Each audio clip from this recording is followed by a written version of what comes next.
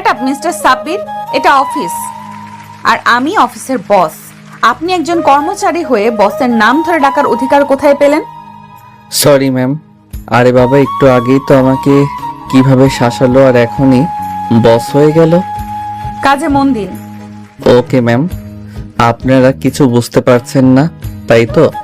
আচ্ছা চলুন ফ্ল্যাশব্যাক থেকে ঘুরে আসি।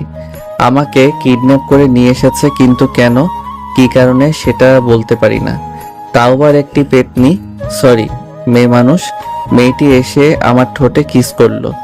যখন কিস করলো তখন ভালোই লেগেছে, ফার্স্ট টাইম তো, তাই একটু বেশি ভালো লেগেছে। যাই হোক, আমাকে নাকি আরো 2 ঘন্টা এভাবে চেয়ারে বাঁধা অবস্থায় বসে থাকতে হবে। তাই আমি অন্ধকারে পেতনি থুকু মেয়েটাকে উদ্দেশ্য করে বলতে লাগলাম, বইন গো, আমার হাত পা সব ব্যথা করতেছে আর এই অন্ধকারে ভয়ও লাগছে। প্লিজ আমার বাঁধন খুলে দিন, আর বাতি বা লাইট থাকলে জ্বালিয়ে দিন, আমার কষ্ট হচ্ছে। ওই ওই কি বললি? আমি তোর বোন লাগি শালা? তোরে কইলাম হবু বউ লাগি তোর, তাহলে বোন কইলি কেন? হ্যাঁ, ভাবছিলাম লাইটটা জ্বালাবো, কিন্তু তুই আমারে বোন কইছিস না, তাই আর লাইট জ্বালাবো না। থাক 2 ঘন্টা অন্ধকারের মধ্যে। ওকে ওকে, সরি, আর আপনাকে বইন ডাকবো না। তাও লাইটটা জ্বালান প্লিজ। আর আমার হাত পা কিন্তু অনেক ব্যথা করতেছে। আচ্ছা আচ্ছা, যা, তোকে মাফ করে দিলাম। আর যদি জীবনেও আমাকে বোন বলে ডাকিস তাহলে শালা একদম উপরে যাওয়ার টিকিট কেটে দিব। কথাগুলো বলেই মেয়েটা লাইট জ্বালিয়ে দিল। আরে এই মেয়েটাই তো আমাকে কিডন্যাপ করেছে। আচ্ছা তাহলে আপনাকে কি বলে ডাকবো? কেন, বউকে কি বলে ডাকতে হয় তুই জানিস না? বাবু, সোনা, বেবি, আরো কত কি। তবে আমার একটা সুন্দর নামও আছে, চাইলে সেটাও ডাকতে পারিস, মুবাশিরা বিনতে আয়াত। থাক, এত বড় নামে ডাকা লাগবে না তোর কষ্ট করে। মুবাশিরা বা আয়াত যে কোনো একটা বলেই ডাকিস, কেমন? পরিটার কথা শুনে আমার মাথা ঘুরতে লাগলো। বলি কি, এই মেয়ে সেই নাকি আমার বউ? আচ্ছা সবই বুঝলাম, তবে আপনি আমার বউ হলেন কিভাবে? আরে বোকা হইনি এখনো, কিন্তু 2 ঘন্টা পরে হয়ে যাব। মানে 2 ঘন্টা পরে কি হবেন? বউ হব তোর আমি, বুঝলি? এখন চুপ থাকতো, বেশি কথা বলবি না। তোর দিকে তাকিয়ে কথা বললে আমার কেমন জানি লাগে, তাই তো লাইট অফ করে ঘুমিয়েছিলাম। শালা তুই এত হট কেন? হ্যাঁ, খালি উল্টা পাল্টা কথা মনে হয় তোকে দেখলে। তাই তো তোকে বিয়ে করব, তারপর যা হওয়ার হবে। ওরে বাবা, এই মেয়ে বলে কি? মনে করতাম কিডন্যাপ করে পাচার টাচার করে দেই, কিন্তু এ তো ডিরেক্ট বিয়ে করবে। শোনেন শোনেন, আমি আপনাকে বিয়ে করব না। আমার কথা শোনার পরে মেয়েটা আমার কাছে এসে আমার বাঁধন খুলতে লাগলো আর বলতে লাগলো, বিয়ে করবি না? সময় হয়ে গেছে, শোনো, আমাকে বিয়ে করার 5 মিনিট শুধু অপেক্ষা করো। কথাগুলো বলতে বলতে আমার বাঁধন খুলে দিল, কিন্তু ব্যথার কারণে আমি উঠে দাঁড়াতে পারছি না। চেষ্টা করলাম অনেক, কিন্তু বারবার চেয়ারের উপর বসে পড়ি, তাই আর বৃথা দাঁড়ানোর চেষ্টা করলাম না। চেয়ারে বসে রইলাম, কিন্তু মেয়েটা হঠাৎই আমার কোলে বসে পড়ল আর আমার মাথা 2 হাত দিয়ে শক্ত করে ধরে এক টানে তার নরম ঠোঁট দিয়ে আমার ঠোঁটে ডুবিয়ে দিল। ঘটনার আকস্মিকতায় আমি স্তব্ধ হয়ে গেলাম। আমি আর নড়াচড়া করতে পারতেছি না, শুধু একটা ঘোর কাজ করতে শুরু করলো আমার ভেতর। দরজায় ঠক ঠক আওয়াজে আমার ঘোর কাটলো।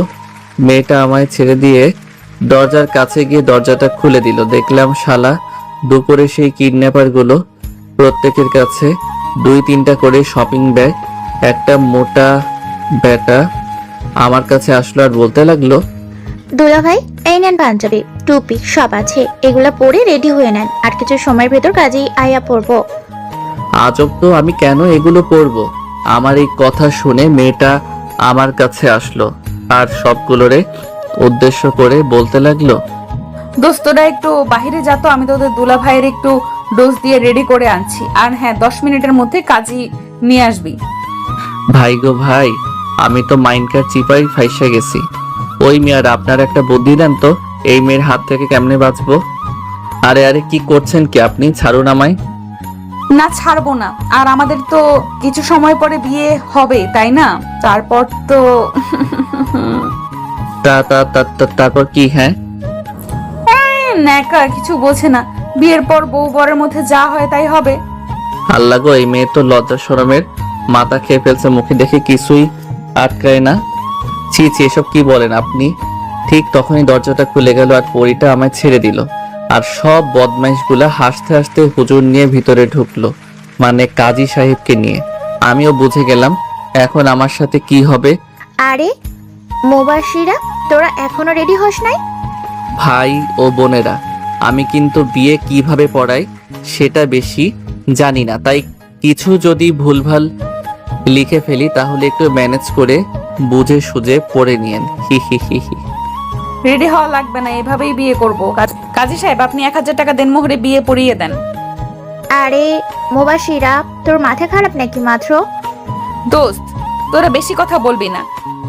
ওরা কতক্ষণ দেনমোহরে টাকা নিয়ে কথা কাটাকাটি করে শেষমেশ পরিটাই জিতে যায়, মানে মাত্র 1000 টাকা দেনমোহরেই বিয়ে হবে।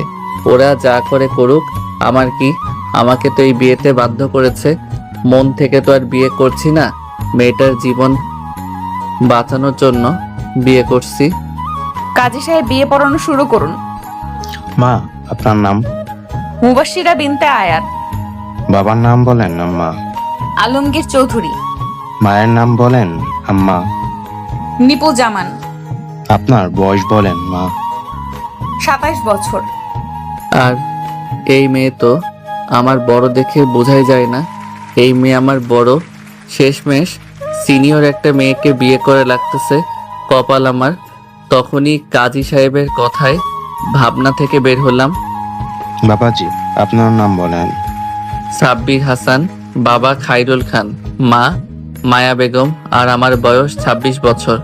সব একদমে বলে দিলাম। যখন বয়স বললাম তখন কাজী সাহেব অবাক হয়ে আমার দিকে কিছু সময় তাকিয়ে থেকে মুচকে একটা হাসি দিয়ে বলে উঠল, ব্যাপার না, এখন বয়স নিয়ে তেমন কোনো সমস্যা হয় না। নিশ্চয়ই প্রেম করে বিয়ে করেছেন আপনারা, তাই না? কাজী সাহেব, আপনি ঠিকই ধরেছেন, আমরা ভালোবেসে বিয়ে করছি। আমার তো মরে যায় যায় অবস্থা এই মেয়ের কথা শুনে। তাই আমিও মরা মার্কা একটা হাসি দিয়ে উপহার দিয়ে দিলাম কাজী সাহেবকে। সব ফর্মালিটি শেষ, তবে এখন শুধু কালিমা পড়ে বিয়ে করা বাকি। কাজী বলতে লাগলো, মা, আপনি কবুল বলেন। কবুল কবুল কবুল। ওরে বাবা, এই মেয়ে ঠাস ঠাস করে 3 বার কবুল বলে দিল। বাবাজি, আপনিও কবুল বলেন। অনেক ভয় করছিল, তারপরও বলে দিলাম কবুল কবুল কবুল। আমি 3 বার কবুল বলার সাথে সাথে মুবাশিরা জোরে চিৎকার দিয়ে আমায় জড়িয়ে ধরলো। ইয়াহু, কলিজা, আমি আজকে অনেক খুশি। অবশেষে কালিমা পড়ে আমাদের বিয়েটা হয়ে গেল। কাজী সাহেব দোয়া করে চলে গেলেন। আমি চুপচাপ বসে থাকলাম। তখন একজন বলে উঠল, ভাইয়া সরি, তবে এটা বলতে পারি আপনি কখনোই আমার এই পাগলি বোনের কাছ থেকে কষ্ট পাবেন না। ও একটু জেদি আর রাগী হলেও অনেক ভালো একটা মেয়ে। আপনারা সুখী হবেন, আমি নিশ্চিত। ভাইয়া, আপনি সবকিছু ভুলে গিয়ে নতুন একটা জীবন শুরু করেন। আমি জবাবে শুধু হ্যাঁ বললাম।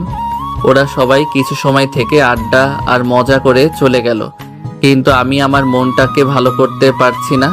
আমার মন খারাপ দেখে পরীটা বলতে লাগলো, এই সরি তোমাকে এভাবে বিয়ে করার জন্য, কিন্তু এটা করা ছাড়া আমার কাছে আর কোনো উপায় ছিল না।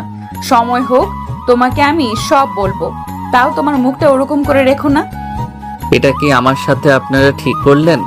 ইমোশনাল ব্ল্যাকমেইল করে বিয়ে করলেন। আমি কেন যেন এই বিয়েটা মন থেকে মেনে নিতে পারছি না। তখনই মুবাশিরা আমার কলার ধরে একদম মুখের কাছে মুখ এনে বলতে লাগলো, কি বিয়ে মন থেকে মেনে নিতে পারছো না? এই তোমার সমস্যাটা কি? হ্যাঁ, তোমার কি কোনো গার্লফ্রেন্ড আছে? না, আমার এমন কেউ নেই, তারপরও আমি এই বিয়েটা মানতে পারছি না। আমি অত কিছু জানি না, আমি আমার অধিকার চাই। আর এই রাত নিয়ে আমার অনেক স্বপ্ন ছিল।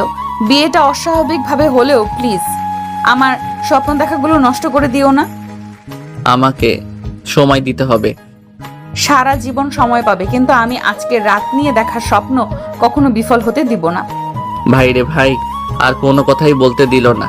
আমাকে জড়িয়ে ধরে বেডের উপর শুয়ে পড়ল আর বলতে লাগলো, চুপ, একদম চুপ। এতদিন ধরে আমি আমার সতীত্বকে হেফাজত করে রেখেছি, খুব খুব যত্নে আমি আমার সতীত্ব আগলে রেখেছি, যে এটা আমার স্বামীর অধিকার। আমি আমার সতীত্বটা এই পবিত্র রাতে স্বামীকে উপহার দিব। বেশি কথা বলবা না, আমাকে আমার মতো আদর করতে দাও। মুবাশিরা এখন আর নিজের মধ্যে নেই। এখন সে পুরোপুরিভাবে আমার অস্তিত্বের ভিতর চলে গিয়েছে। সে এখন শুধু ভালোবাসা পেতে চায়। মুবাশিরা আমাকে তার মন মতো কিস করেই যাচ্ছে। পরিটার এমন স্পর্শকাতর ছোঁয়া পেয়ে নিজেকে সামলানো অনেক কঠিন হয়ে পড়েছে। পারলাম না আর তার ভালোবাসা থেকে দূরে থাকতে, সায় দিতে থাকলাম আমিও। বাকিটা হাঁস থেকে পাতিহাঁস হয়ে ইতিহাস হয়ে গিয়েছে, তাই আর বললাম না। সকালে ঘুম থেকে উঠে দেখি পরিটা আমায় তার শাড়ির আঁচল দিয়ে আমার হাত বেঁধে রেখেছে, কিন্তু কিছু করার নাই। এই মায়ার বাঁধনটা খুলে আমি এখন পরিটাকে একা করে চলে যাব। যতই পাগলামি করে আমাকে বিয়ে করেছে, তারপরও তো সে আমারই অর্ধাঙ্গিনী, আমার বউ হয়। একটু কষ্ট হলেও পাগলিটাকে এখন একা করে আমি চলে যাব। আস্তে আস্তে আঁচলের বাঁধনটা খুলে ধীরে ধীরে বেড থেকে নামলাম। পাশে দেখতে পেলাম আমার ব্যাগ থেকে কাগজ আর কলম বের করে একটা চিঠি লিখলাম।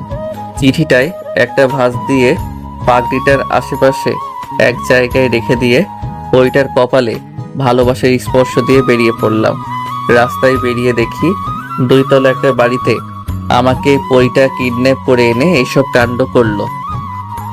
সিলেটে আমি এর আগে 2 বার এসেছিলাম ঘুরতে, তাই মোটামুটি এই শহরটা চিনি, কিন্তু এখন আমার একটা থাকার জন্য বাসা দরকার। এখন বাজে সকাল 9টা। চলে আসলাম মেইন রোডে একটা সিএনজি নিয়ে। সিলেট শহর থেকে গ্রামের দিকে চলে আসলাম, কারণ এই গ্রামটা আমার অনেকটা পরিচিত। অনেক খোঁজাখুঁজির পর থাকার মতো একটা বাসা পেলাম। আর এখন বাজে বিকাল 4টা। সারাদিন কিছুই পেটে পড়ে নাই, তাই বাজারের দিকে হাঁটা দিলাম। এটিএম বুথ থেকে 20,000 টাকা তুলে নিলাম আর হোটেল থেকে খাওয়া দাওয়া করে বাজার আর দরকারি কিছু জিনিসপত্র কিনে একটা ভ্যানে করে বাসায় আসলাম। রাতে অল্প কিছু রান্না করে খেয়ে তাড়াতাড়ি ঘুমিয়ে গেলাম। কারণ হলো চাকরির খোঁজে বের হতে হবে। অ্যালার্মের শব্দে ঘুম ভাঙলো আমার। ফ্রেশ হয়ে কাগজপত্র নিয়ে রেডি হয়ে বাহির থেকে নাস্তা করে চাকরির সন্ধানে বেরিয়ে পড়লাম। একটা অফিসের ভিতরে ঢুকে ইন্টারভিউর জন্য সিরিয়ালে বসে পড়লাম। Serial number 45। তাই চোখ বুজে একটু দোয়া দরুদ পড়তে লাগলাম। তখনই কারোর ডাক পড়লো। Hello sir, hello hello. চোখ খুলে দেখি মধ্যবয়সী একজন লোক। জি, আমাকে বলছেন? হোম, আপনাকেই বলছি। স্যার আপনাকে ডাকছেন। আমার সিরিয়াল তো এখনো 45 জন পরে। কত কিছু জানি না, স্যার আপনাকে ডেকে পাঠিয়েছেন। আচ্ছা চলুন। পিয়ন আমাকে স্যারের রুমের কাছে দিয়ে চলে গেল। স্যার আসবো? আসো আসো, বসো এখানে। তারপর স্যার কাকে যেন কল দিল আর বলতে লাগলো, আরে মামুনি, জামাই বাবাকে তো পেয়ে গিয়েছি, সে এখন তোমার অফিসেই আছে। তা মামুনি, তোমার তো পছন্দ আছে, পুরাই হীরার টুকরা একটা ছেলে, দেখতে হিরোদের থেকে কম না। কলের ওপাশ থেকে কি বলছে শোনা যাচ্ছে না, তবে স্যারের কথা কিছুই বুঝতে পারলাম না। স্যার আবার ওপাশের মানুষটার সাথে কথা বলতে লাগলো। ওকে আম্মু, তুমি চিন্তা করো না, আমি এদিকটা দেখছি। আর কাল থেকে তুমি অফিসে বসবে, এবার খুশি তো? স্যার আরো কিছু সময় কথা বলে কল কেটে দিল আর আমাকে বলতে লাগলো, ওকে, তোমার কাগজ দাও, আর 10 মিনিট ওয়েট করো, আমি আসছি। স্যার কথাগুলো বলেই চলে গেল। আর আমি পাগলিটার কথা ভাবতে লাগলাম। মেয়েটা আমাকে কত বিশ্বাস করে, আর আমি তাকে একা ছেড়ে চলে আসলাম। হয়তো অনেক কান্না করছে। ভাবতে ভাবতে কখন যে স্যার চলে আসছে টেরি পাইনি। তখনই স্যারের ডাকে ভাবনা থেকে বের হলাম। আরে ঘুমিয়ে গেলে নাকি? মানে না স্যার। এ নাও, এটাতে সাইন করে দাও। এটা অফিসের চুক্তিনামা। তোমার চাকরিটা হয়ে গিয়েছে। কাল থেকে তোমার জয়েনিং আর তোমার বেতন 45,000 টাকা। স্যারের কথাই শুনে আর বেতনের কথা শুনে খুশি হয়ে গেলাম। আর স্যারের দেওয়া পেপার না দেখেই সাইন করে দিলাম। চুক্তি নামাটা পড়লে না সাইন করে দিলে? ওকে, ভালো, আর পড়া লাগবে না। কাল থেকে তুমি আমার মেয়ের পার্সোনাল সেক্রেটারি। আর কাল থেকে আমি আর এই চেয়ারে বসবো না। আমার মেয়ে কাল থেকে সবকিছু দেখাশোনা করবে। আমার আজকে এই অফিসে শেষ দিন। আর হ্যাঁ, কালকে খুব তাড়াতাড়ি চলে আসো অফিসে, কেমন? তো কাল দেখা হতেও পারে, আবার নাও হতে পারে। স্যারের সাথে কথা বলে বাসার উদ্দেশ্যে রওনা দিলাম। বাসায় এসে খুব বেশি মনটা খারাপ হয়ে গেল। পাগলিটার পাগলামিগুলো খুব করে মনে পড়তে লাগলো। পরিটাকে আমিও ভালোবাসি, কিন্তু আমি আমার এই অসময়ে তাকে আমার কাছে রাখতে চাই না। তাই তো একা রেখেই চলে এসেছি। একটু ভালো লাগছে না। আমি মেয়েটার বিশ্বাস নিয়ে খেললাম। চোখটা বুঝলেই মেয়েটার মায়াবী মুখটা ভেসে উঠছে। দিনটা কেটে গেল আমার পাগলিটার কথা ভেবে ভেবে। রাতে হালকা কিছু খেয়ে ঘুমিয়ে গেলাম। অ্যালার্মের শব্দে ঘুম থেকে উঠে রেডি হয়ে বাহির থেকে নাস্তা করে অফিসের দিকে হাঁটা দিলাম। মেইন রোডে এসে একটা রিক্সাও পাচ্ছি না, তাই হেঁটেই অফিসে যেতে লাগলাম। অফিসের ঘড়ির দিকে তাকিয়ে দেখি 10 মিনিট লেট। হায় আল্লাহ, প্রথম দিনই লেট। তখনই পিয়ন আসলো আর বলতে লাগলো, স্যার, ম্যাম আপনাকে ডাকছে। ওকে, আপনি যান, আমি দেখা করে আসছি। স্যার, দেখা করে আসতে হবে না। আপনার ডেস্ক ম্যামের কেবিনেই দেওয়া হয়েছে, আপনি সেখানেই বসবেন। আমি পিয়নের কথায় তেমন কিছু মনে করলাম না, কারণ আমি তো ম্যামের পার্সোনাল সেক্রেটারি। হয়তো সেই সুবাদে পাশাপাশি আমার ডেস্ক দিয়েছে। গিয়ে দেখি ম্যাম উল্টো দিক হয়ে বসে আছে। আসবো ম্যাম? কামিং, বসুন বসুন। আপনার অপেক্ষায় ছিলাম মিস্টার সাব্বির হাসান। কণ্ঠটা বেশি না, খুব বেশি চেনা মনে হলো। ভয়ে ভয়ে বসে পড়লাম চেয়ার টেনে। আর যখন ম্যাম আমার দিকে ঘুরলো, তখনই আমার ভয়টাই সত্যি হয়ে গেল। আপনারা যেটা ভেবেছেন সেটাই। আমি অবাক নয়নে মুবাশশিরার দিকে তাকিয়ে আছি। মুবাশশিরা মুচকি একটা হাসি দিয়ে বলতে লাগলো, তা কেমন আছেন সাব্বির সাহেব? আরে আপনি এভাবে চোখ বড় বড় করে তাকিয়ে আছেন কেন? আমি যেই না একটা দৌড় দিব, তখনই মুবাশশিরা বলে উঠলো, লাভ নেই দৌড় দিয়ে, দরজা অটোমেটিক লক হয়ে গিয়েছে। ট্রাই করে দেখতে পারো, খুলবে না। আমি দরজা অনেক টানাটানি করেও খুলতে পারলাম না। বেশি টানাটানি না করে চেয়ারে বসে পড়ো। তাই আর দরজা খোলার চেষ্টা না করে চুপচাপ মুবাশশিরার সামনে মাথা নিচু করে বসে পড়লাম। তখনই মুবাশশিরা চেয়ার থেকে উঠে এসে আমার কলার ধরে বলতে লাগলো, এই, তুই ভেবেছিলি আমার কাছ থেকে পালিয়ে বেঁচে যাবি? যাই হোক, আমি চেয়েছিলাম তোকে ভালোবেসে আগলে রাখবো, কিন্তু তুই আমার কথার মূল্য দিতে পারলি না। তাই তোকে এমন কষ্ট দিব যে ভাবতেও পারবি না। মানে আসলে মুবাশশিরা, তুমি আমার কথাটা একটু শোনো। চুপ, একদম চুপ। তুই বেশি কথা বলবি না। আমি তোর কোনো কথাই আমি শুনবো না। তুই শুধু আমার কথা শুনবি। শুনবো না আমি তোমার কথা? শুনবে না? ভালো তো, এটা পড়ে দেখো যাবে। আর তারপর আমার কথা শুনবে নাকি শুনবে না সেটা তোমার বিষয়। আমাকে ছেড়ে দিয়ে একটা কাগজ দিল। আমি কাগজটা পড়তে লাগলাম। কাগজে লেখা ছিল, 5 বছর পূর্বে চাকরি থেকে অবসর নিতে পারবো না। আর যদি নিজ ইচ্ছায় চাকরি ছেড়ে দিতে হয় তাহলে 80 লক্ষ টাকা জরিমানা দিয়ে চাকরি ছাড়তে হবে। 2, আমাকে যখন যেটা আদেশ দেওয়া হবে আমি সেটা করতে বাধ্য থাকিব। 3, অফিসে লেট করে আসা যাবে না। আর যদি এই সবগুলো বিষয় মানতে না পারি তাহলে 10 বছর জেল হবে। আমি এই বিষয়গুলো মাথায় রেখে স্বইচ্ছায় মেনে নিলাম। আর নিচে আমার দেওয়া সাইন পেপারটা পড়ে আমি মুবাশশিরার দিকে করুণ চাহনিতে তাকালাম। মুবাশশিরা পেপারটা টান দিয়ে নিয়ে নিল আর বলতে লাগলো, নিজের ডেস্কে বসো, আর আমি কিছু সময় পর 2টা ফাইল দিব। ফাইল 2টা কালকের মধ্যে রেডি করে আমাকে দিবেন। আর 3টার সময় রেডি হয়ে থাকবেন, এক জায়গায় যাব। ওকে। মুবাশশির, একটু শোনো। শাট আপ মিস্টার সাব্বির, এটা অফিস আর আমি আপনার বস। আপনি একজন কর্মচারী হয়ে বসের নাম ধরে ডাকার অধিকার কোথায় পেলেন? Sorry ma'am. আরে বাবা, একটু আগেই তো আমাকে কিভাবে শাসালো, আর এখনই বস হয়ে গেল। কাজে মন দিন। Okay ma'am. এই ছিল ফ্ল্যাশব্যাক। এবার গল্পে আসা যাক, চলুন। কিছু সময় পর আমাকে 2টা ফাইল দেয়া হলো। আপনারা তো জানেনই আমি বাবার অফিসে বসতাম, তাই মোটামুটি কাজ পারি। ওই মুবাশিরা শুধু আমার দিকে আর চোখে তাকাচ্ছে যে আমি ফাইল বোঝার জন্য তার কাছে যাচ্ছি না কেন। অনেক সময় হওয়ার পরও যখন আমি মুবাশিরার কাছে গেলাম না, তখন মুবাশিরা ভাবতে লাগলো, বেটা ফাইল বোঝার জন্য আসলি, না তো কালকে যদি ফাইল কমপ্লিট না পায় তাহলে মজা বোঝাবো। লাঞ্চ টাইমে আমি শব্দ ছাড়া রুম থেকে বাহিরে চলে আসলাম। ক্যান্টিনে ঘোরাঘুরি করে খেয়ে দিয়ে যখন রুমের দিকে হাঁটা দিলাম, তখনই একটা মেয়ে আগ বাড়িয়ে কথা বলতে আসলো। হাই, আমি তানিশা। আপনি?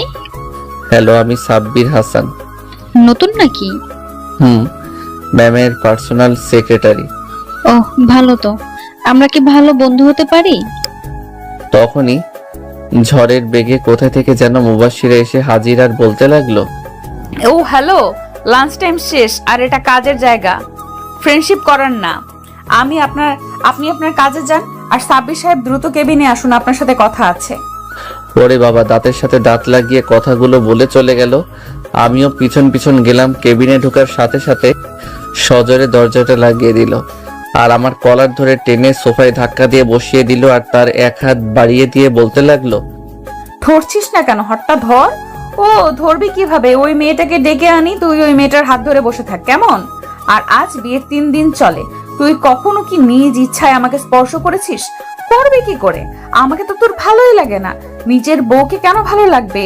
অন্য মেয়েদের সাথে খুব হাসি খুশি হয়ে কথা বলিস, কই আমার সাথে তো সবসময় মুখটাকে বাংলার পাঁচের মতো করে রাখিস। হ্যাঁ, পরিটার ধমক খেয়ে সাথে সাথে খপ করে তার হাতটা হালকাভাবে ধরে আছি।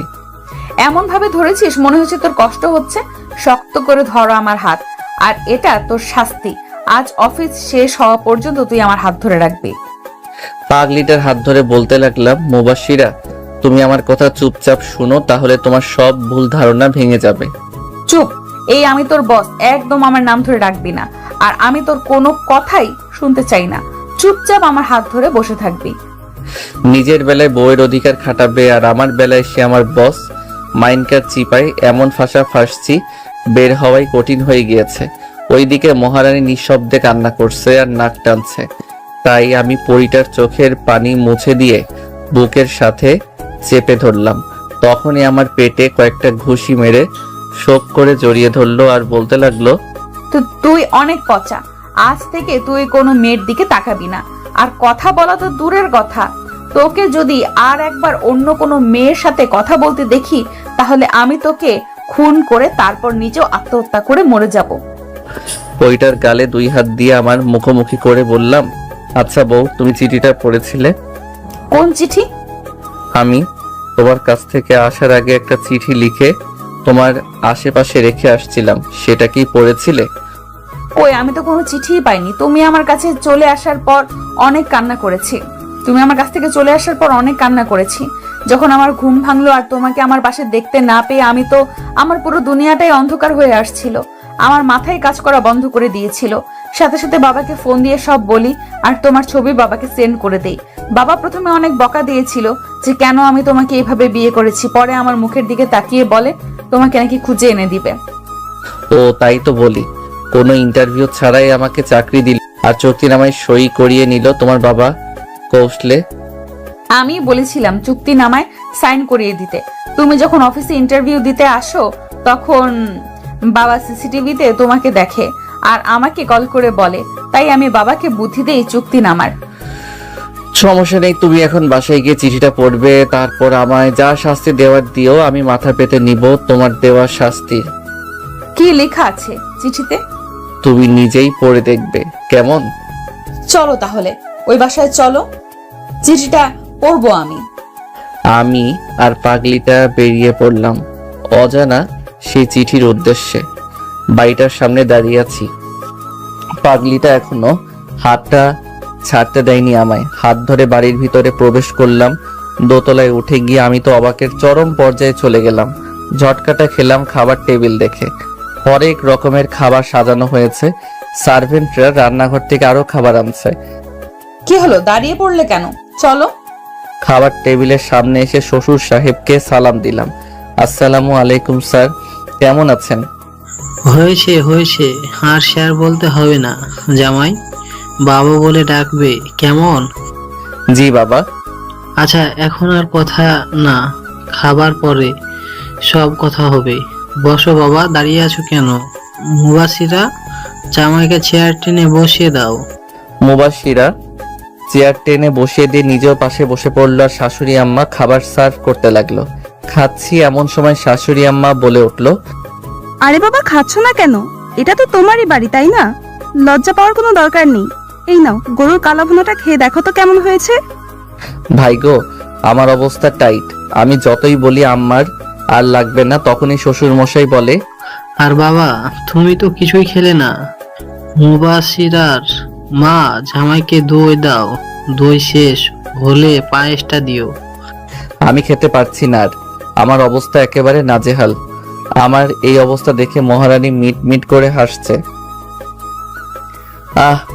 আমার জন্মের শিক্ষা হয়ে গিয়েছে আজ জামাই আদর পেয়ে।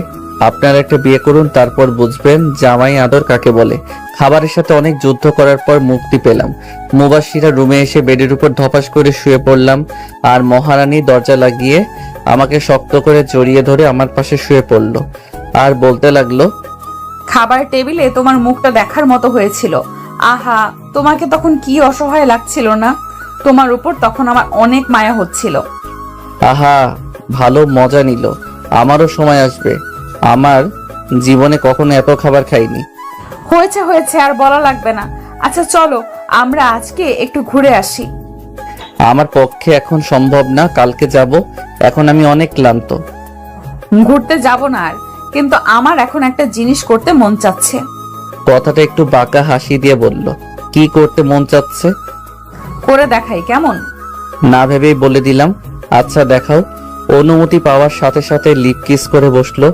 আমার চোখ বড় বড় হয়ে গেল, শরীরে তো এক প্রকার কারেন্ট বয়ে গেল। আমি রেসপন্স করছি না দেখে আমার চুল টেনে ধরলো। তারপর আমিও রেসপন্স দিতে লাগলাম, আর পরিটা যেন কন্ট্রোল হারিয়ে ফেলছে।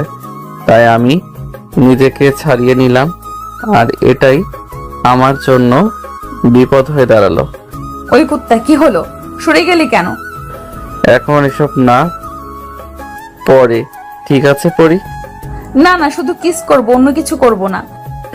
বলেই আবার কিস করতে লাগলো। জানি হাজারো বলে কিছু হবে না, পাইছি একটা রোমান্টিক বউ।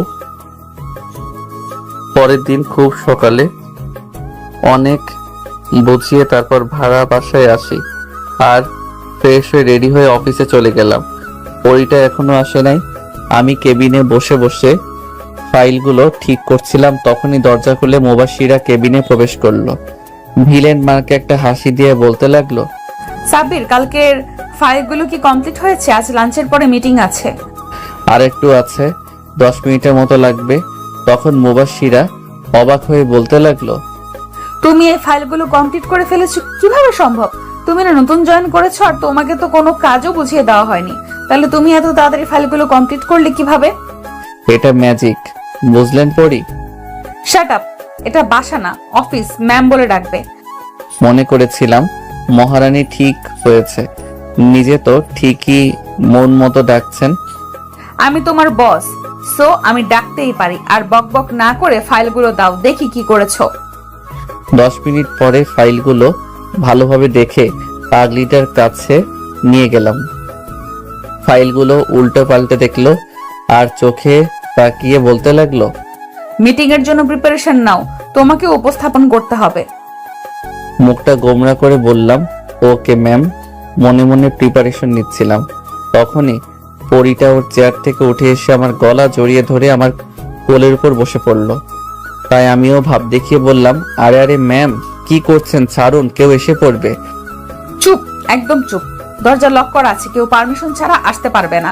আর এত বক বক করো কেন? হ্যাঁ, আমি তোমার বস, সো যা ইচ্ছা তাই করব, কিন্তু তুমি চুপচাপ বসে থাকবে। এখন কথা বন্ধ করে একটা কিস করো তো। পারবো না কিস টিস করতে, আমার অনেক কাজ বাকি আছে। এই, তোর কি চুক্তি নামার কথা ভুলে গিয়েছিস? যা বলছি তাই কর।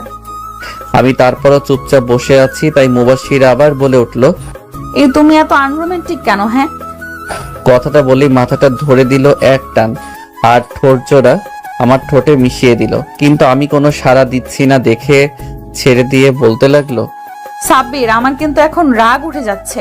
থাক। বলেই আমাকে ছেড়ে দিয়ে উঠে গিয়ে নিজের চেয়ারে গিয়ে বসে পড়লো আর রাগে ফুঁসতে লাগলো। এই রে একটু বেশি করে ফেলে। আমি উঠে গিয়ে আরেকটা চেয়ার টেনে বসে পড়লাম আর পরিটাকে আমার দিকে ঘুরিয়ে দিলাম। আর তখন বলতে লাগলো, এখানে আসছিস কেন?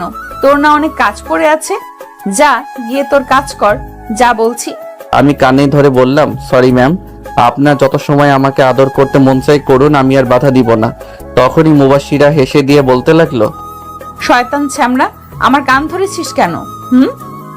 আমি আর কিছু না বলে পরিটার হাত ধরে একটানে আমার কোলে নিয়ে আসলাম আর শক্ত করে জড়িয়ে ধরলাম। মুবাশিরা আমার বুকে কিল ঘুষি মারতে মারতে বলতে লাগলো, ছাড় শয়তান, এখন ভালোবাসা উতলায় উঠছে না? তখন তো পটকা মাছের মতো ফুলেছিলি। আমি আর মুবাশিরাকে কথা বলতে না দিয়ে ওর শাড়ির ভিতর হাত দিয়ে পেটে স্লাইড করতে লাগলাম। সাথে ওর নড়াচড়া বন্ধ হয়ে গেল আর চোখ বুজে নিল। আমার ছোঁয়া পেয়ে পরিটা কেঁপে কেঁপে উঠছিল। হঠাৎই আমার কলার ধরে টান দিয়ে ঠোঁট জোড়া এক করে দিল। কত সময় ছিলাম মনে নাই, হঠাৎ মোবাইলের চিৎকার শুনতে পেলাম। আমার মনে চাচ্ছে এখন এই ফোনটাকে আছাড় মেরে হাত পা ভেঙে হসপিটাল পাঠিয়ে দেই। এমন সময় কেউ কল দেয়? পরি, কল আমার আসে নাই, কল আসছে তোমার। দেখো টেবিলের উপর ফোনটা কিভাবে কান্না করছে।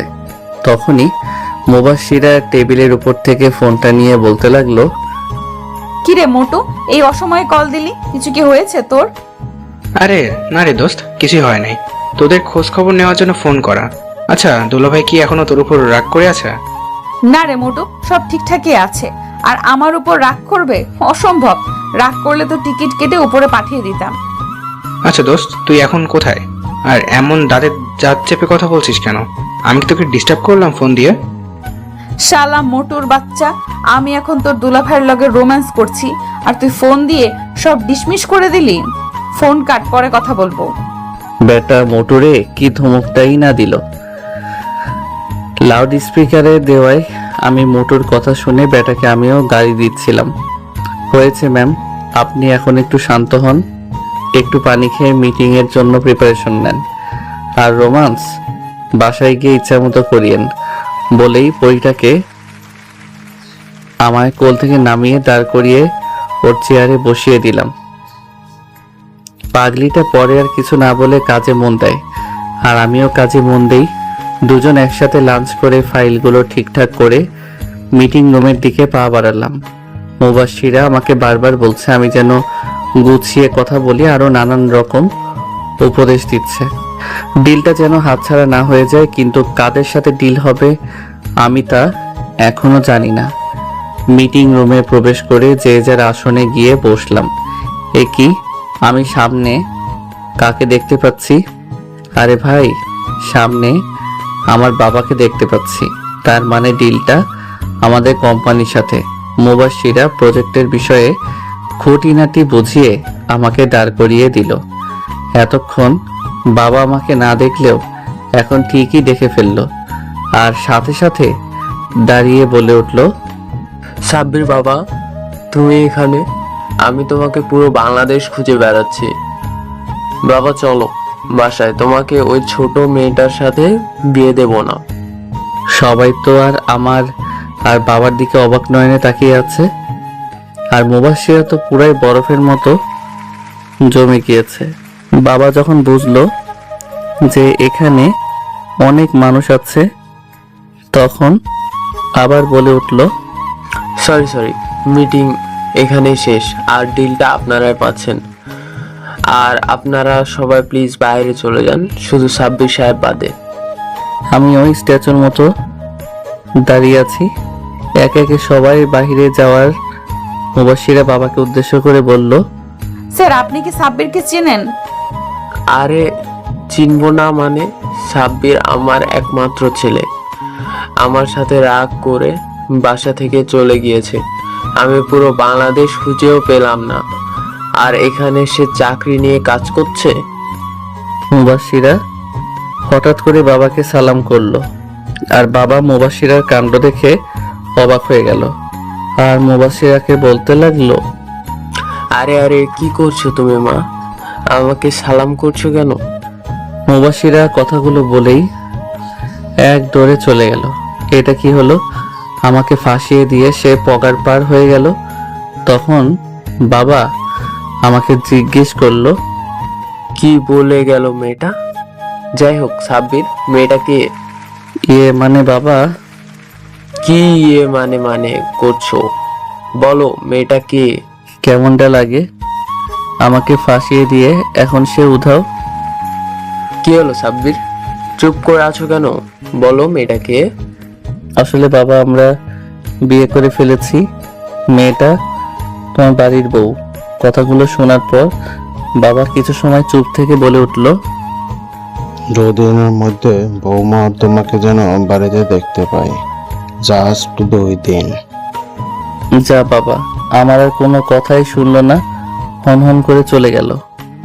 আমি পাশ থেকে পানির বোতলটা নিয়ে ঢক ঢক করে পুরো 250 মিলি সাবার করে দিলাম। ও মা!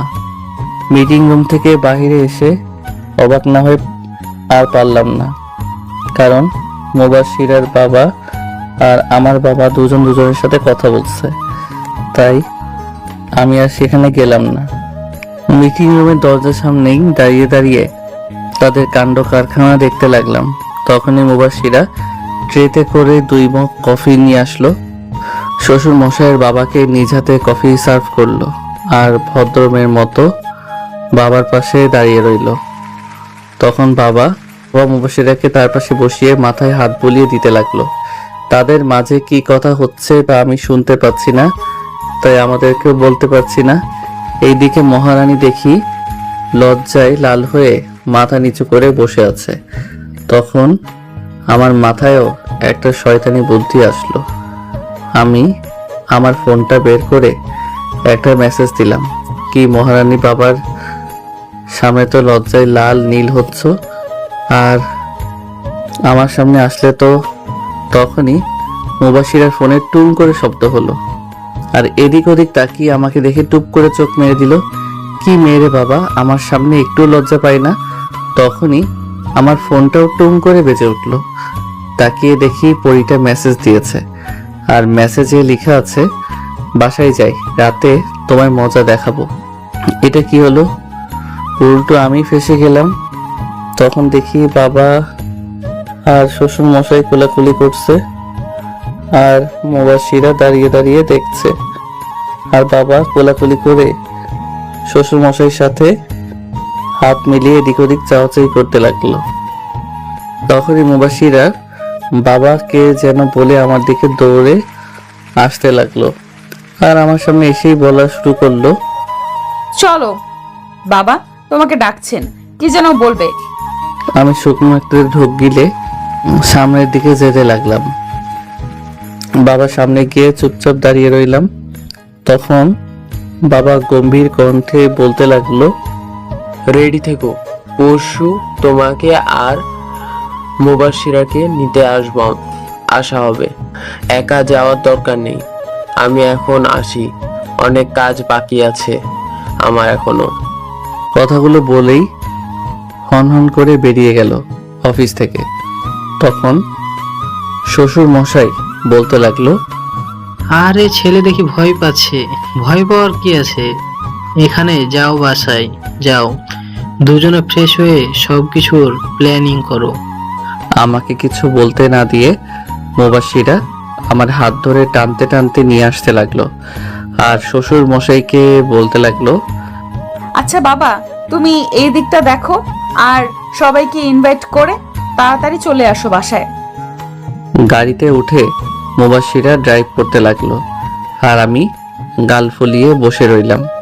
মুবাশিরা অনেক কিছু জিজ্ঞাসা করছে, বাট আমি কোনো কিছুরই উত্তর দিচ্ছি না দেখে মুবাশিরা এক পাশে গাড়ি সাইড করলো আর বলতে লাগলো, এই বাদর ছেলে, কি হয়েছে?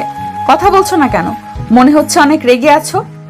আমি তাও কোনো কথা না বলে চুপচাপ বসে রইলাম।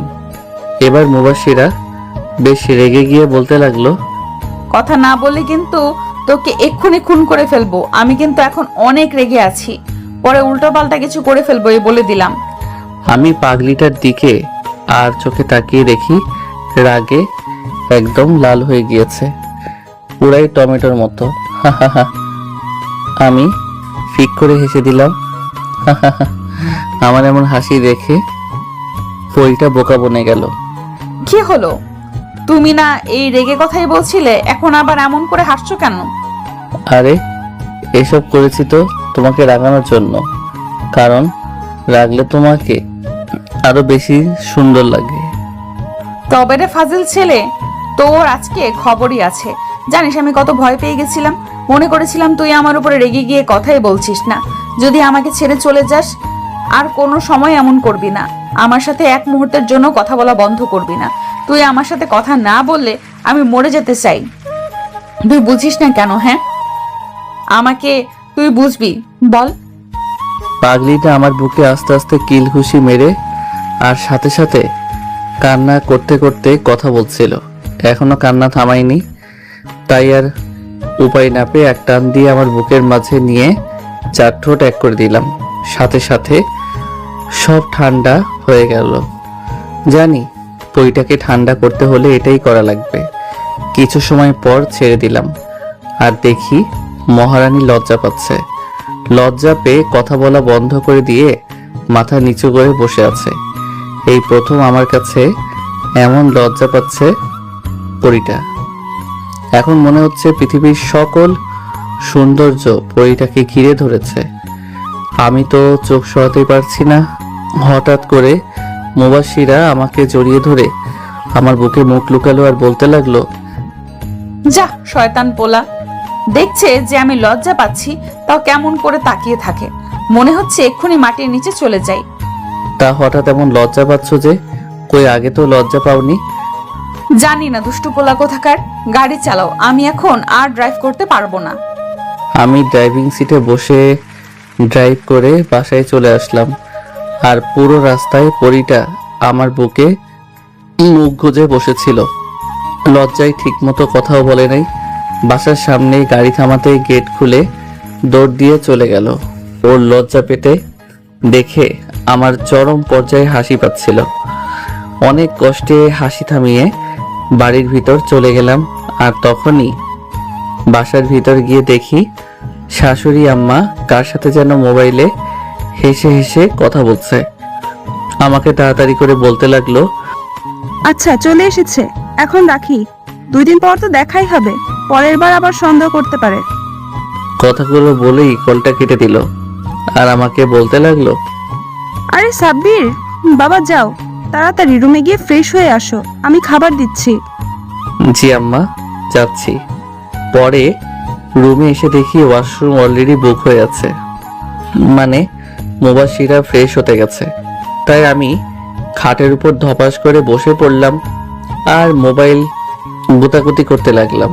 কিছু সময় পর মহারানী বের হলো আর আমার দিকে টাওয়েলটা ছুঁড়ে মারলো আর ভাব নিয়ে বলতে লাগলো, হ্যাঁ মিস্টার পিচ্চি সাব্বির ওরফে জুনিয়র বর, যাও এক্ষুনি ফ্রেশ হয়ে আসো, আমি নিচে যাচ্ছি খাবার রেডি করতে।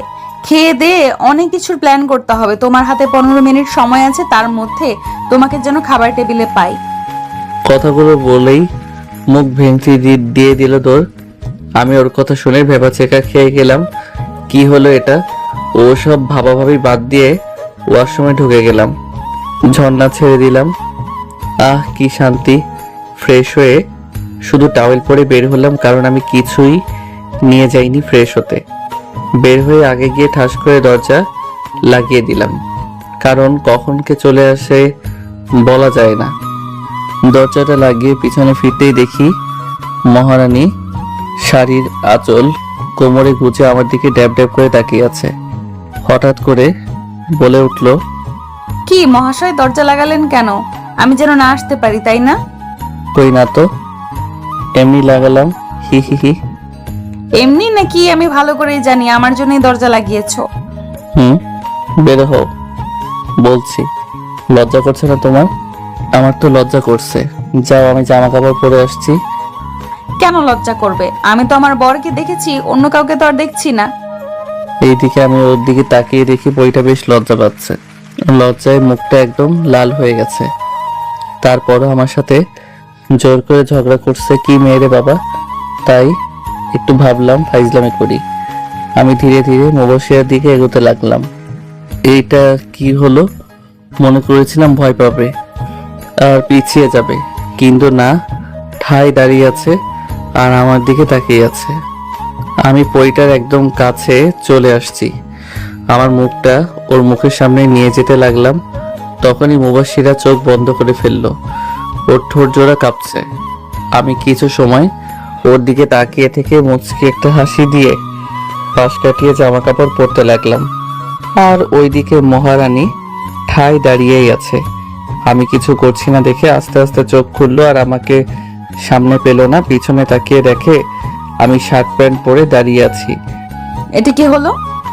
কই কিছুই তো হয়নি, তবে রাতে কিছু একটা হতে পারে বলেই একটা চোখ টিপ মেরে দিলাম।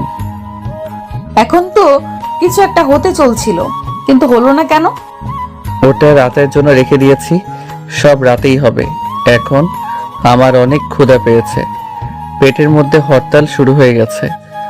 আর কিছু সময় এভাবে থাকলে মনে হয় বোম ব্লাস্ট হয়ে যাবে। কথাগুলো বলেই দরজাটা খুলে বের হয়ে গেলাম। আর মহারানী তো আমারে গালি দিয়ে 14 গোষ্ঠী উদ্ধার করছে।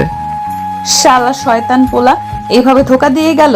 কিসটা করলে কি এমন হতো? না না, কিস করে নাই, ভালোই করছে। পরে আবার ওর সামনে যেতে লজ্জায় মরেই যেতাম। আমি কিস করলে তো কোনো লজ্জা লাগে না, আর বেটা খারুসটা কিস করলে রাজ্যের লজ্জা আমায় ঘিরে ধরে।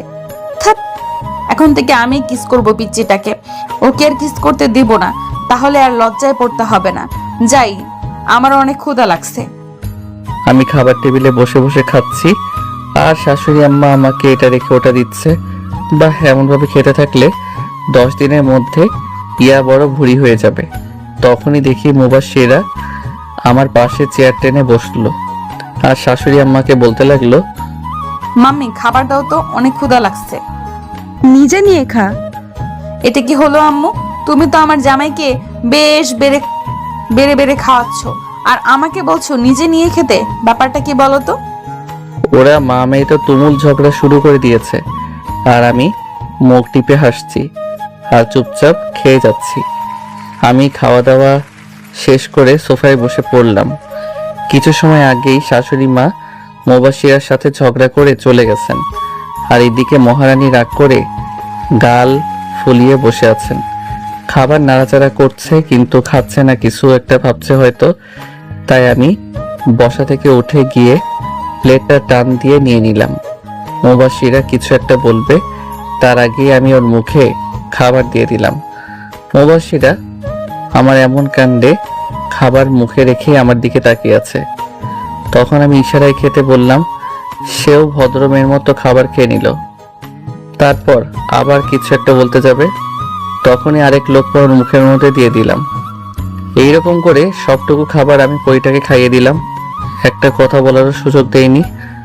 যখন খাওয়ানো শেষ হলো তখন আমাকে বলতে লাগলো, কি ব্যাপার, হঠাৎ করে বউয়ের উপর এত দরদ যে? আমিও চোখ মেরে বললাম, বউটা তো আমারই, খেয়াল তো আমাকেই রাখতে হবে, এই আর কি। খাওয়া দাওয়ার পর্ব খতম করে রুমে চলে আসলাম। আর মহারানী রুমে এসে মন খারাপ করে চুপ করে বসে আছে।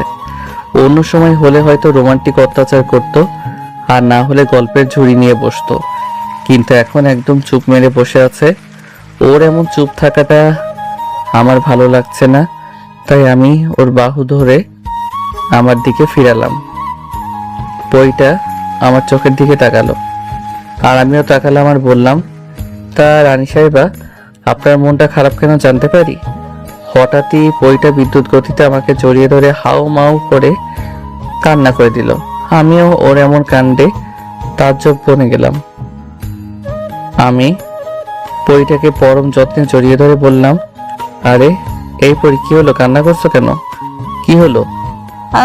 আমাকে কেউ এইটুকুতে হেঁচকি উঠিয়ে ফেলেছে কান্না করে, হেঁচকির কারণে কথা বলতে পারছে না।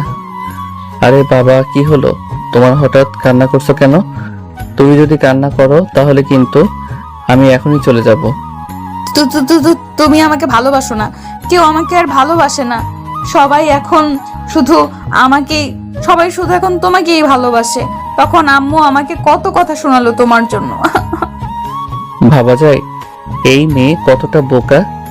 তখন তো শাশুড়ি মা মজা করে একটু ঝগড়া করেছে, আর এই পাগলিটা সেটা সিরিয়াস ধরে নিয়েছে।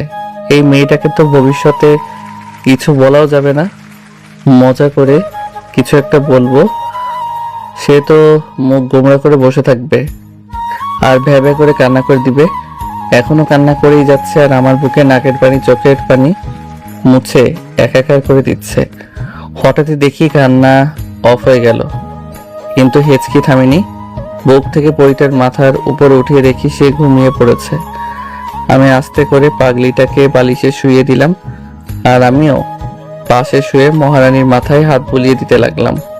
হঠাৎ করে মুবাশিরা বালিশ থেকে মাথা উঠিয়ে আমার বুকে মাথা রেখে শুয়ে পড়ল।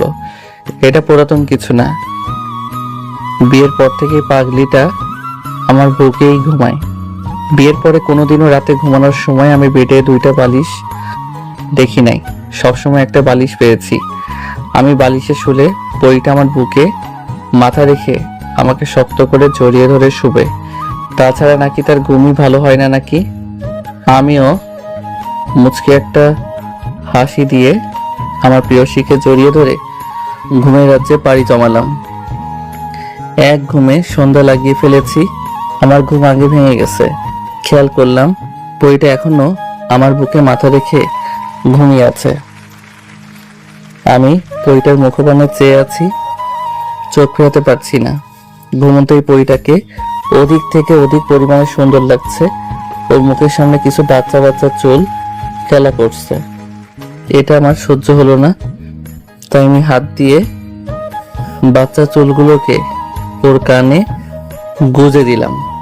আর তখনই পরিটা কেঁপে উঠলো। ঘুমাতে দাও তো, এভাবে সুরসুরি দিচ্ছ কেন? বাজে কয়টা খেয়াল আছে আপনার মহারানী? ওঠেন, আর ঘুমাতে হবে না। না, আর একটু ঘুমাবো। আর তুমিও চুপচাপ শুয়ে থাকো, একদম নড়াচড়া করবা না বলে দিলাম। যা, কি হলো এটা? পাগড়িটা তো আরামসে ঘুমাচ্ছে, কি আর করার, ঘুমাক। আর আমি আমার প্রিয়সীকে দেখি আল্লাহ হয়তো নিজ হাতে আমার জন্য এই মেয়েটাকে তৈরি করেছেন। আমি তার মুখের দিকে তাকিয়ে সারা জীবন কাটিয়ে দিতে পারবো।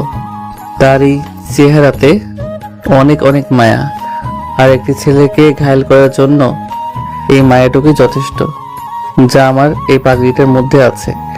এই পরি ওঠো, আর ঘুমাতে হবে না। উঠো বলছি। তখনই মুবাশিরা চোখ খুলে আমার দিকে কিছু সময় তাকিয়ে থেকে হঠাৎই আমার ঠোঁটে তার একটা আঙ্গুল দিয়ে বলতে লাগলো, খুশ, আর একটা কথা বলবা না, চুপ, একদম চুপ। এর আবার কি হলো? হঠাৎই রোমান্টিক মোডে চলে আসলো। ভাবসাব তো খারাপ দেখছি।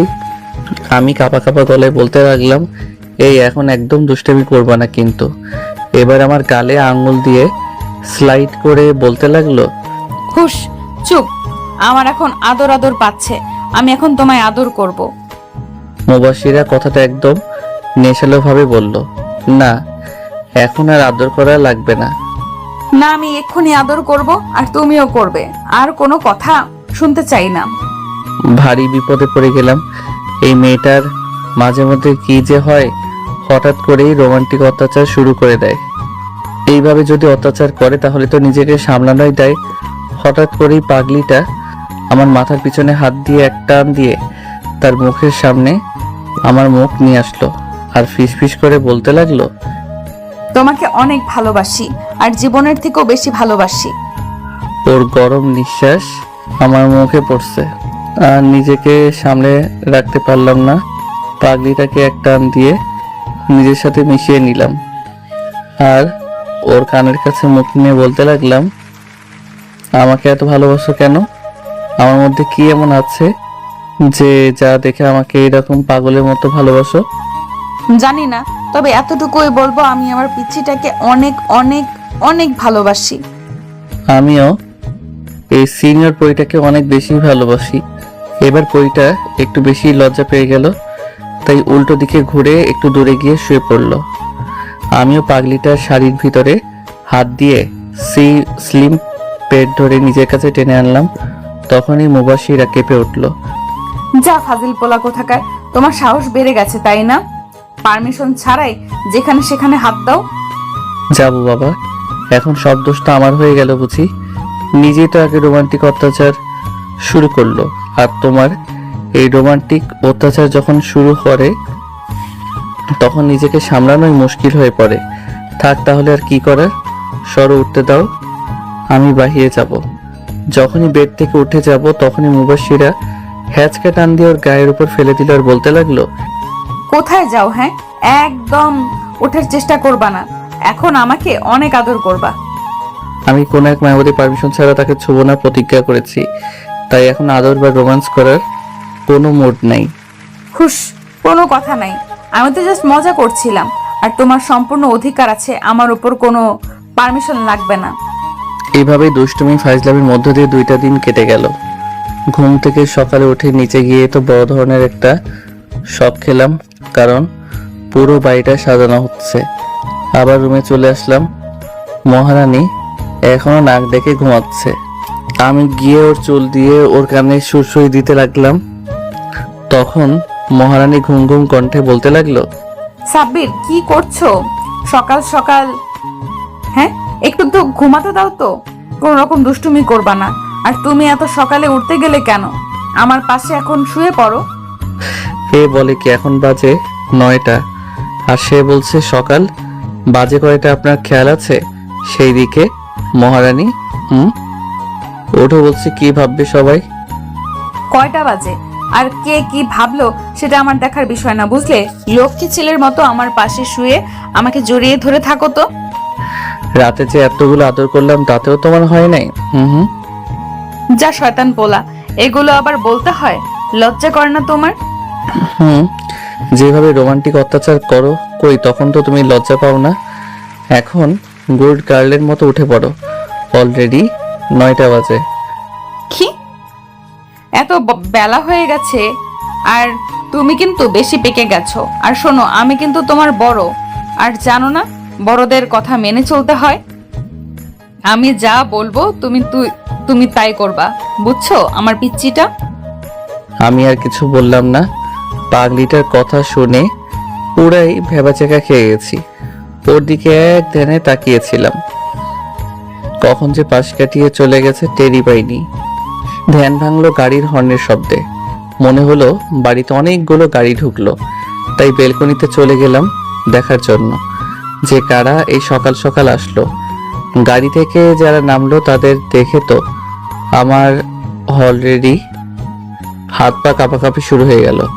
বাড়িতে মোট 5টা গাড়ি ঢুকেছে। প্রথমটাতে বাবা মা আর চাচা চাচি বের হলো, আর পরের গাড়ি থেকে আমার সব বন্ধুরা বের হলো।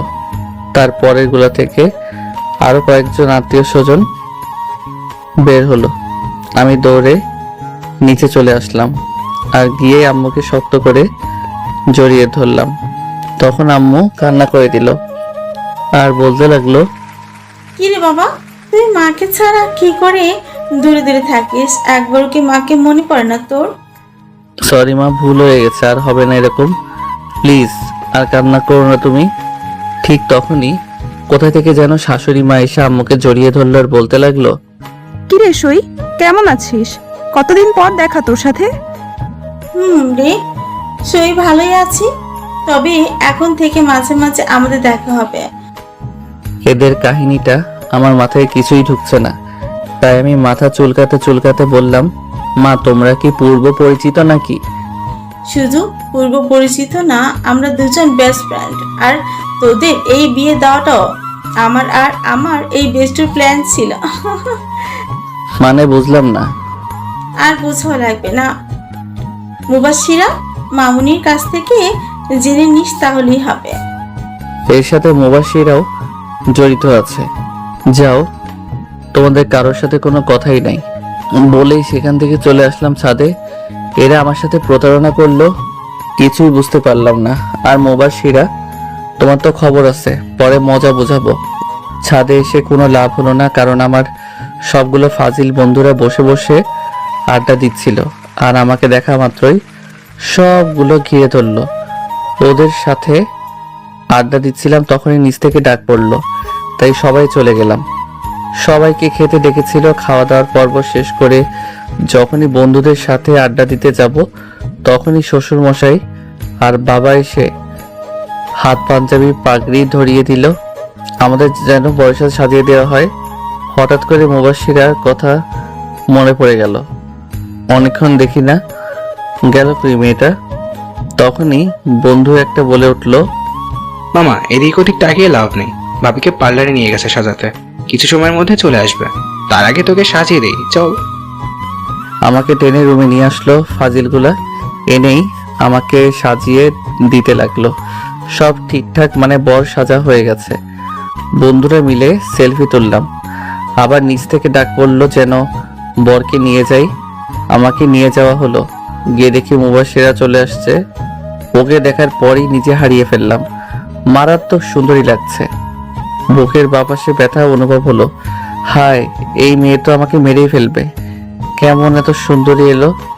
ধ্যান ভাঙলো বাবার ধমকে। ওই হাতারাম, এভাবে দাঁড়িয়ে আছিস কেন? বস, এখন বাসায় গিয়ে ইচ্ছে মতো দেখিস। বাবার কথায় সবাই হেসে দিল, আর আমি কিছুটা লজ্জা পেলাম। ধপ করে মুবাশশিরার পাশে বসে পড়লাম। আজকে আবারও কাজী সাহেব আসছে আমাদের বিয়ে পড়াতে। বাহ, কি কপাল আমার! 2 বার বিয়ে করলাম আমি। হি হি হি হি হি। সবকিছু ঠিকঠাক ভাবেই হয়ে গেল। আর আমি এখন বাসর ঘরে যাওয়ার জন্য প্রস্তুতি নিচ্ছি। ভয় হচ্ছে, কারণ এখন বাজে রাত 2টা। শালার হারামি বন্ধুগুলোর কাছ থেকে ছাড়া পাইছি মাত্র। আর এত রাতে বাসর ঘরে ঢুকলে মুবাশশিরা নিশ্চয়ই আমাকে আর আস্ত রাখবে না। কি আর করার, বাইরে মশা কামড়াচ্ছে, তাই আপনাদের দেওয়া 1 ইঞ্চি লম্বা সাহস নিয়ে পা টিপে টিপে বাসর ঘরে ঢুকে গেলাম। যে দরজাটা লাগাতে যাব তখনই মুবাশশিরা বাঘিনীর মতো গর্জন দিয়ে বলতে লাগলো, বের হ রুম থেকে। এখন আসছিস কেন? রাতটা শেষ হয়ে গেলেই তো আসতে পারতি। বজ্জাত ছেলে কোথাকার! আর 1 পা সামনে দিবি না, সোজা রুম থেকে বাহির হয়ে যাবি। বাবারে, এর এই রূপ দেখে সেই লেভেলের ভয় পেয়ে গেলাম। তাই ভদ্র ছেলের মতো বাহিরে চলে যেতে লাগলাম। তখনই পিছন থেকে আবার আওয়াজ আসলো, দেখো কাণ্ড, আবার বাহিরে যাচ্ছে। একের তো রাত 2টায় আসছে, আবার ঢ্যাং ঢ্যাং করে বাহিরে যাচ্ছে। এই হাদারাম, কই যাচ্ছিস? আয় বলছি, দরজাটা লাগা। নিজেই বাহিরে যেতে বলে আর বাহিরে গেলেও দোষ। চুপচাপ দরজা লাগিয়ে দাঁড়িয়ে রইলাম। তখনই মুবাশশিরা ধমক দিয়ে বলতে লাগলো, কি হলো? ওখানে সং হয়ে দাঁড়িয়ে আছো কেন? কাছে আসো আর আমার ঘোমটা খোলো। যাক বাবা, রাতটা হয়তো কমেছে। তাই আমিও লাফিয়ে লাফিয়ে গিয়ে বেডের উপর বসে আস্তে আস্তে মুবাশশিরার ঘুমটা তুলে দিলাম। দেখি মহারানী লজ্জায় লাল হয়ে যাচ্ছে, কিন্তু হঠাৎ করে আমার কলার ধরে বলতে লাগলো, এই বেটা লাল ইঁদুর হাদারাম, কোথায় ছিলি এতক্ষণ? হ্যাঁ, আমি যে তোর জন্য এখানে বসে বসে অপেক্ষা করছি, সেটা কি তুই ভুলে গিয়েছিলি? হ্যাঁ। হঠাৎই ওর এমন রূপ দেখে আবারও ভয় পেয়ে গেলাম আর কাপা কাপা গলায় বলতে গেলাম, আসলে আর বন্ধুরা আমাকে ছাড়ছিল না, তাই আসতে এত লেট হয়ে গেল। চুপ, একটুও বাজে বকবি না। এখন যা চুপচাপ সোফায় গিয়ে ঘুমিয়ে পড়। কি আর করার, লক্ষ্মী ছেলের মতো উঠে সোফায় গিয়ে শুয়ে পড়লাম। তখনই মুবাশশিরা চিৎকার দিয়ে বলতে লাগলো, ওই তোকে যেতে বলেছি বলে তুই যাবি? হ্যাঁ, লাইট অফ করে বেডে আয়, পাগল একটা। এক দৌড়ে গিয়ে লাইট অফ করে দিয়ে বেডের কাছে চলে আসলাম। আর তখনই মুবাশশিরা আমাকে টান দিয়ে বেডে ফেলে